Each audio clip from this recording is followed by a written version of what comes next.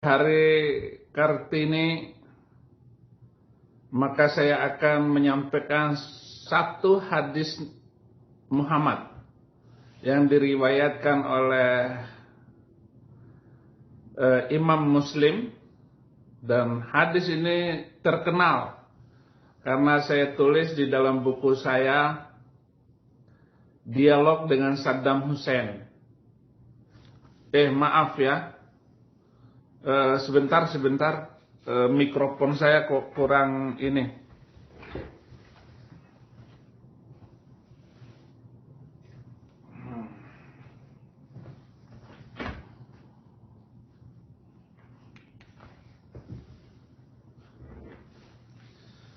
Nah, hadis ini terkenal sekali bagi saudara kita, tidak terkenal.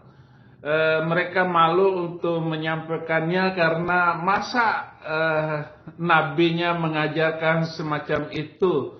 Ya tentu saja malu sekali saudara-saudara. Hadis ini demikian. Sudah ada Muhammad Teguh Utomo, ayo Din, ngoceh lagi Din, katanya. Ngoceh, enak aja. Ini adalah pemandaian untuk kamu agar kamu pandai. Ini adalah channel edukasi kepada Muslim dan juga kepada saudara-saudara saya yang Kristen, supaya jangan masuk Islam dan supaya orang Islam masuk Kristen gitu loh. Ya ampun, ini Muhammad Teguh wakak kata dia, enggak apa-apa. Hadis ini dari Aisyah radhiyallahu anha. Ia berkata, Ja'a Sahlah binti Suhaili ila Nabi sallallahu alaihi wasallam faqala, ya Rasulullah, inni ara fi wajhi Abi Hudzaifah min duhuli Salim wa huwa halifuhu faqala an-nabi sallallahu alaihi wasallam ardi'ih. Qalat wa kaifa ardi'ih wa huwa rajulun kabirun. Fatabassama Rasulullah sallallahu alaihi wasallam wa qala qad alimtu annahu rajulun kabir. Datang seorang wanita yang bernama Sahla binti Suhaili kepada Bang Mamat bahwa berkatalah Sahla, ya Rasulullah, saya melihat wajah dari Abu Hudzaifah. Abu Hudzaifah ini suami dari Sahla tadi. Saya melihat bahwa wajahnya menampilkan hal yang tidak menyenangkan ketika Salim, yaitu Salim itu masuk keluar rumahnya mereka. Padahal Salim ini adalah bujangnya itu budaknya mereka. Nah, ya Rasulullah, apa yang harus saya lakukan untuk ini? Bagaimana mungkin saya harus berkata kepada dia, kepada suami saya ini? Kata Nabi Muhammad, susuin dia. Maka kata Suhailah, bagaimana mungkin saya menyusui si Salim? Dia itu sudah dewasa. Senyum, Nabi Muhammad tersenyum. Saya tahu memang Salim ini sudah dewasa, gitu kata Nabi. Saya tahu itu. Nah, ini hadis nomor 2636. Hadis ini adalah hadis nomor 26 ayat 36. Bukan, salah. 2636. Nah, ini kalau mau nomor telepon terakhir 2636, ya silakan beli nomor itu. Siapa tahu kamu nanti akan dapat berkat dari Kanjeng Montal Mantul Gombal Gambul Bang Mamat. Nah, dalam riwayat yang lain dikatakan qala ardi'ih tahrumi alaih. Susuin dia maka dia menjadi mahram kamu. Mahram itu jadi tidak batal wudu kalau menyentuh salin. Nah, saudara-saudara yang terhormat, bagaimana seorang nabi mengajarkan untuk menyusui orang dewasa.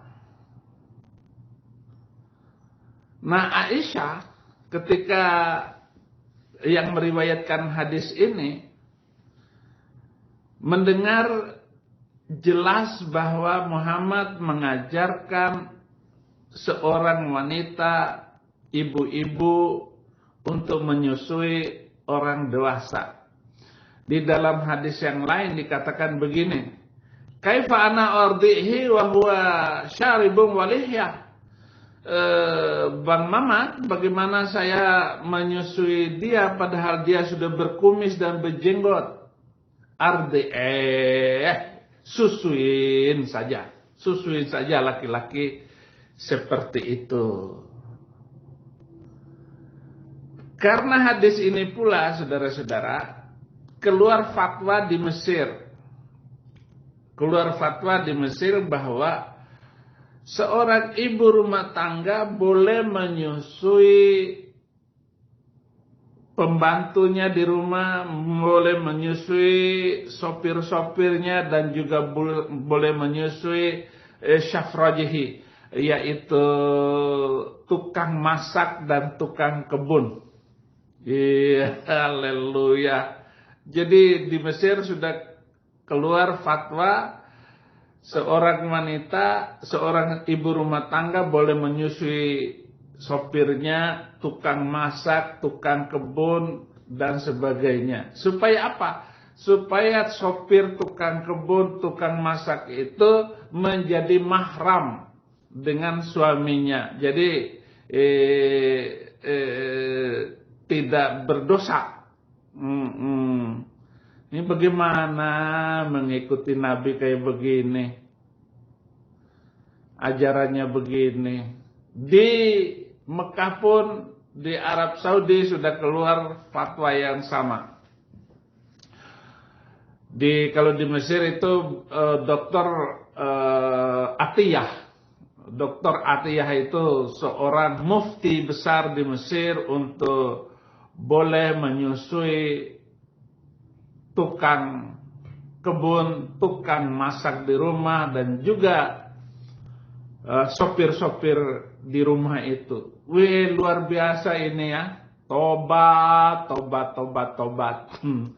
Sebenarnya banyak video saya yang sudah saya sampaikan, dan ada seorang ahli hadis, ahli al-atas, ketika dia menjadi anak buah saya di Indonesia, dia bertobat, dan luar biasa beberapa kali pelayanan kemana-mana saya bawa ke Kalimantan, ke Sumatera, maupun ke Manado. Pernah saya bawa ini turunan Nabi Ali Al-Atas menjelaskan, saya hanya menjelaskan hadis dari dia. Sekarang saya baca sendiri hadisnya. Hadisnya itu adalah hadis riwayat Muslim juga, hadis 2638 di hadis yang berikutnya. Nah, karena hadis ini, suatu hari Aisyah masuk kamar dan ada laki-laki namanya Safwan. Safwan itu sedang menyusu dengan Aisyah. Lalu marahlah Muhammad. Mada ta'amali ya Aisyah? Mada ta'amali ya Aisyah? Ana ardi'ha. Ana ardi'uhu. Limada? Kenapa? Wa bisabab hadis mink anta takallam ila sahlah. Jadi Muhammad suatu hari masuk ke kamarnya dan Aisyah sedang nenen bersama Safwan. Kenapa kamu begitu? Kata Muhammad kepada Aisyah. Loh, saya sedang menyusui dia agar si Safwan ini menjadi saudara mahram kamu, menjadi sepersusuan dengan kamu.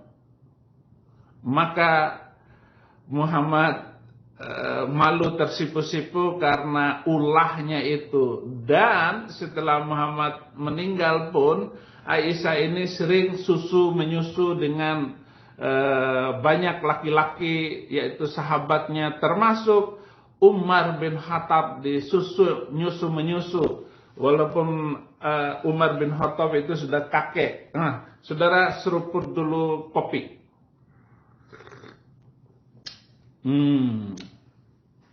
Di sini pagi, saudara di sana malam. Ya, silakanlah nenen menenen kalau mau ikut ajaran Bang Mamat. Bagi yang puasa, nenen menenen.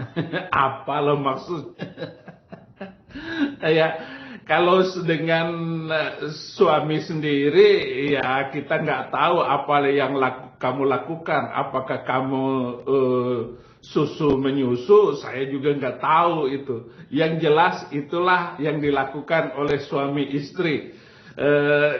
Ya kita bicara saja, bicara seperti apa adanya. Tetapi kalau ada laki-laki ikut menyusui istri saya habisin itu orang. Tidak bisa diberi ampun. Jangan diberi ampun. Lagunya kan begitu, saudara-saudara. Ini bukan menghina ajaran Bang Mamat, tetapi tidak pernah ada nabi-nabi sebelumnya yang mengajarkan seperti apa yang dilakukan oleh ajaran Mamat ini, yaitu menyusui orang dewasa. Menyusui orang dewasa ini ada bab khusus di dalam buku hadis yang diriwayatkan oleh Imam Muslim. Imam Muslim ini luar biasa karena melakukan penelitian hadis sepanjang hidupnya, sama dengan Imam Bukhari juga melakukan penelitian hadis setiap hari. Maka dia melakukannya dengan teliti dan bagus. Bukhari pun meriwayatkan hadis semacam ini, yaitu hadis menyusui orang dewasa. Saudara-saudaraku yang muslim, silakan saudara buka. Dan ada teman kuliah saya namanya Samsul Hidayat, orang Jember. Sekarang dia dekan Fakultas Agama Islam atau keguruan, saya nggak tahu jabatan dia itu sesungguhnya. Dia mengatakan bahwa saya ini bukan guru besar, bukan ahli bahasa. Terserah kamu. Memang dulu kamu yang pinter, saya goblok dulu itu. Tetapi sekarang karena Alkitab saya lebih pintar dari kamu. Nah, coba bantai ini hadis ini. Ya, jangan hanya bilang dasar goblok, dasar bodoh, dasar murtad, apalagi kata-kata itu. Tapi saya tunjukkan hadisnya, itu. Saya tunjukkan hadis saya, itu. Ini bukan main-main, bukan kaleng-kaleng, gitu. Ada hadisnya. Saya sudah tunjukkan nomornya itu. Silakan komen, saudara-saudara, apakah tentang Aisyah dan apa yang dilakukannya setelah itu. Maka saudara bisa membayangkan apa yang terjadi. Itulah sebabnya kenapa Aisyah ini dimusuhin oleh orang-orang Syiah, oleh Ali bin Abi Thalib, dan turunannya sampai di Iran sampai sekarang, dan orang-orang Syiah itu punya riwayat hadis sendiri. Tetapi Imam Bukhari dan Muslim itu adalah hadis yang disukai oleh Sunni, orang-orang Sunni, yaitu orang-orang Muslim di Indonesia, di Arab Saudi, di Mesir dan sebagainya. Tetapi di Iran orang Syiah itu punya buku dan riwayat hadis tersendiri. Nah, berkaitan dengan Aisyah yang suka menyusui laki-laki lain setelah meninggalnya Bang Mamat, itu banyak sekali menceritakan tentang kelakuan Aisyah ini pada zamannya itu. Dia suka dengan tidur dengan banyak laki-laki. Maaf ya, saya harus ngomong seperti itu karena saya juga punya banyak buku hadis. Nah, bagaimana kalau istri kita nenen sama orang lain? Istri kamu nenen dengan orang lain, Syamsul Hidayat. Ya, berdasarkan hadis ini. Ya, kasih suruh gitu supaya dia menjadi muhrim dengan kita. Itu kalau kamu mau mengikuti ajarannya, ajaran Bang Mamat ini. Oke, saudara-saudara, itulah hadis kocak yang disampaikan kepada kita semua dalam rangka pembelajaran ilmu Islamologi dari Pendeta Saifuddin Ibrahim yang sangat cinta NKRI. Terima kasih, Tuhan memberkati Anda semua.